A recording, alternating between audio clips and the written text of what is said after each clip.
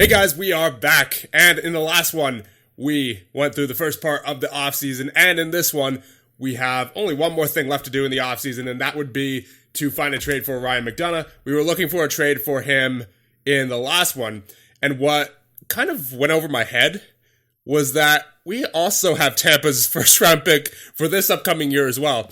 So, and Tampa was one of the teams that wanted to trade for him, so we are not going to be trading him to Tampa as a result of trying to get that pick to be slightly better. So we found a trade for Ryan McDonagh. Detroit wants him, and they are giving us Pelech and a third. That makes sense to me. We'll accept that trade. And Detroit, they're actually a pretty good team in this universe. They, I believe, were in the Eastern Conference Final this past year with the Philadelphia Flyers. So if they had won that series, they would have been the team we faced off against. Yeah, they went to 6 games with Philly, so makes perfect sense for them to pick up someone like Ryan McDonagh, and that will be just about it for our offseason. So I think with that, we can advance toward the preseason of year number 7 now, I believe it is. We have a trade alert. Detroit making another trade, picking up Adam Lowry and a 4th from Florida in exchange for Wingels, Tellqvist, and a 4th. Another trade to Dallas, Anders Lee and a 6th, and to Philadelphia, a 1st. To Florida, we have Habelguax and Dano, and to Vancouver, Wingels and McIntosh. So one of the guys they just traded for going to Vancouver a couple weeks later in the simulation. And we are now in the preseason of year number 7, so let's check out our player growth. First off, we have Shesterkin as an 85, and Rohan Bowman is an 82 now, so he will definitely be our backup for the time being. And Kistov is actually an 80, so we have quite a crop of young goaltenders coming up, and it looks like Shesterkin, he's going to need to start playing for his job. I mean, he deserves a chance to continue playing for us after what he's done over the past, well, mainly from last season in the playoffs and with a .930 save percentage, but in addition to his regular season performances, you know, he's been pretty solid and very consistent during the regular season as well. So he should definitely be given the chance to remain as our starting goaltender, but I also want to give the chance to Rohan Bowman and to Ilya Kistov to prove themselves to be a starting goaltender. So it's the goaltending situation is going to be interesting for the next couple of years or so. On defense, you have Dundas, Fleury, Goddard, Lambos, Wong, Montour, and DeMello. And in the system, you have Sterling, who's actually an 80, so we could call up Sterling if we need him, but he would actually end up being the 7th defenseman, and I don't know if I want to do that just yet. So I guess that's something that we're definitely going to have to consider calling him up, but I think we'll start him out in the minors, because I don't think he's actually had any professional experience just yet. Yeah, he's been in the QMJHL the past 3 years, so I want to see how he simulates for like a month or 2 in the AHL just to see what he does, but more than likely we'll be calling him up sooner rather than later. So we'll look forward to that. Plenty of young defensemen up and coming, and most of them are already on our roster, but Ronald Sterling, definitely someone to look forward to, being only 20 years of age and already an 80 overall. So as we go back to the NHL and take a look at forwards, Marner is a 90 overall, Wright is an 87 official first line forward, Plekanec is an 86, Kasha, Kapanen, and Burakovsky all 85s, Nelson and Waugh 84s, so Joshua Waugh is officially a second line forward, being that 84 overall. Faxa is an 83. He took a little bit of a nosedive, being that he didn't have the greatest offensive season, if I remember correctly. Yeah, only 35 points. Still should be a pretty solid third liner. Tyler Rose, our most recent draft pick, 18 years of age, 82 overall, should fit nicely on that third line there with Faxa and someone else who is yet to be determined, maybe Nelson. Then there's Tierney, 81. Gunther is an 80. Eakin is a 78. He'll probably be in the minors, as we do have Gunler and Naslund as well, so we're going to send Eakin down. And then, yeah, you have Naslund, who's at his 79. I believe he was in the SHL last year, and he had 36 points compared to 12 the year before, so he definitely saw a lot of growth there. He's already 20 years of age at a 79 overall. He should see some pretty good growth as long as we play him right. So I don't know if he's a depth forward at the moment. If he doesn't get the right kind of growth in the AHL, that may stunt him.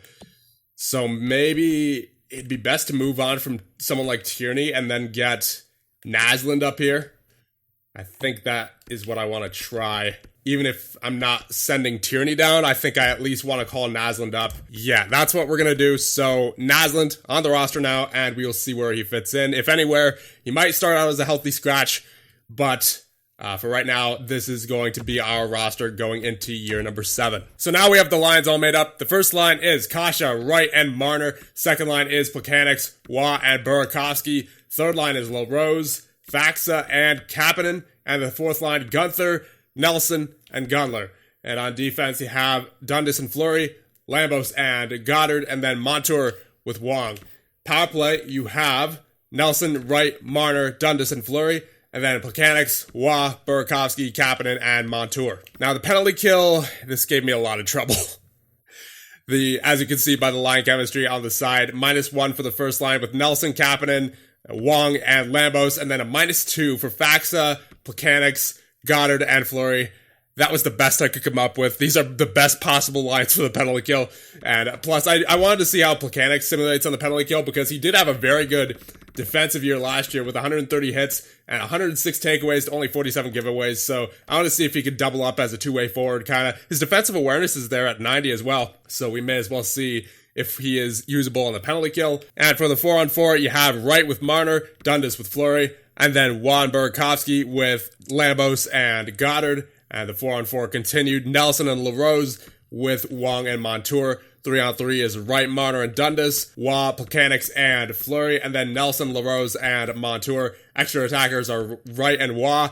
And the shootout, Wright, Marner, Waugh, Plekanec, and Burakovsky. In net, you have Shesterkin and Bowman. And scratched currently are Tierney, DeMello, and Naslund. Now, that's obviously subject to change based on injuries or possible performances or trades that we may make before the season starts. But as of right now, that is our starting lineup. New numbers, Gunther is 11, LaRose is 92, Naslund is 6, and Bowman is number 1. So now we're going to go through a month of simulating, then we'll check out the stats for the first month, and then we'll end things off. So after the first month, we went 5-3-1. We started out our first 2 games losing against the Sharks and the Vegas Golden Knights. Then we went on a bit of a winning streak there, 5-game winning streak from St. Louis until Anaheim, and then a 4-3 shootout loss against Colorado, so our point streak continues, and then a 4-2 regulation loss against Buffalo. So for the most part, pretty good. I would have liked to have maybe one more win out of those, but it was a pretty good month. But unfortunately, a pretty good month doesn't have us inside the playoffs at the moment. Obviously, there's still plenty of games to go. But we're currently sitting in 6th in the Central Division, so it's bound to be a competitive Central Division this year. And oh my, Peyton Dundas continues to impress. Is currently with 9 points in 9 games. He is absolutely on a tear. An official top 2 defenseman, and wow, he has just been incredible. So far, definitely been worth the $11.5 million, but we'll see how the rest of the 7.9 years carries out for him. So Marner with 5 goals on the season so far. Kapanen with 6 points. Plekanec and Waugh with 5 points as well. 4 points for Faxa, Burakovsky, LaRose, Nelson, and Wright as well. Gunther with 3, Fleury with 3, Kasha with 1, Montour with 1, Goddard with 1, Gunler with 1, and then Lambos and Wong with nothing. How are we doing with faceoffs so far? Who's in the faceoff circle? Waugh with a 46.7. Okay. So that might have to be fixed. Faceoffs is definitely an issue as of right now. Wright with a 46.2, Faxa with a 42.6, and who's our fourth center? Nelson with a 40.7. All right, so faceoffs we definitely need to be better. That's an unusual issue. Hits, I don't think we have any issue here. We're usually very good with physicality, and it appears we still are. Radek Plekanec with 16 hits, 13 hits for Nelson and Wright, 11 for Faxa, 10 for Kapanen, 8 for Marner even. So most of our forwards are being pretty physical. Gunler with 6 hits. Now takeaways to giveaways. Yep, Wright's really good as usual. Plekanec, Marner, Burakovsky, all good. Kapanen could be better, but you know what? That's even, so I can't complain. A 6-4 for Nelson, that's good.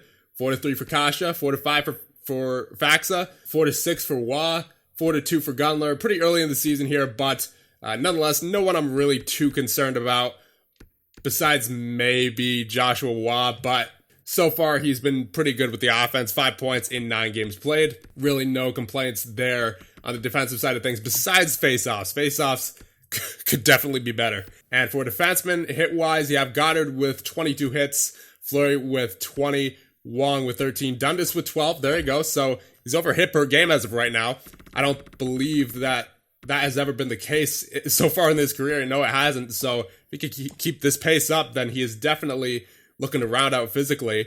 Lambos with 11 hits and Montour with 6. And giveaways to takeaways, we know with defensemen's kind of all over the place. So for the most part, pretty good.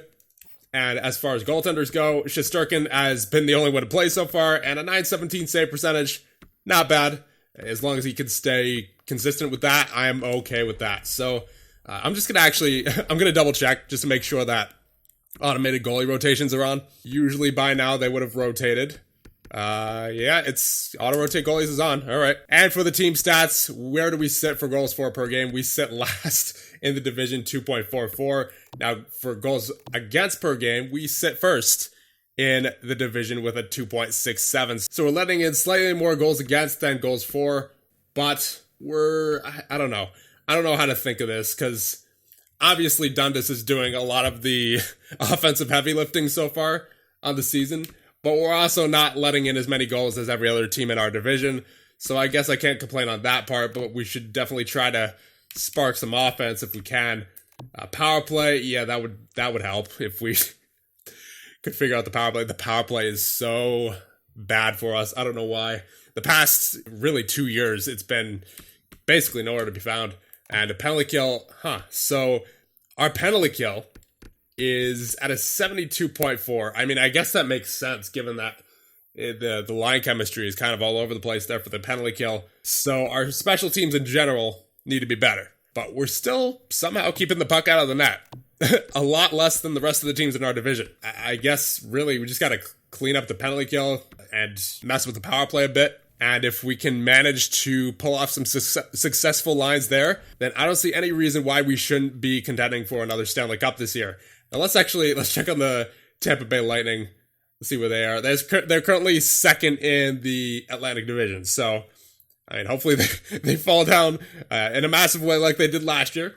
But I'm not expecting that again out of them. So, whatever happens with the Lightning. We're not going to be too concerned with them.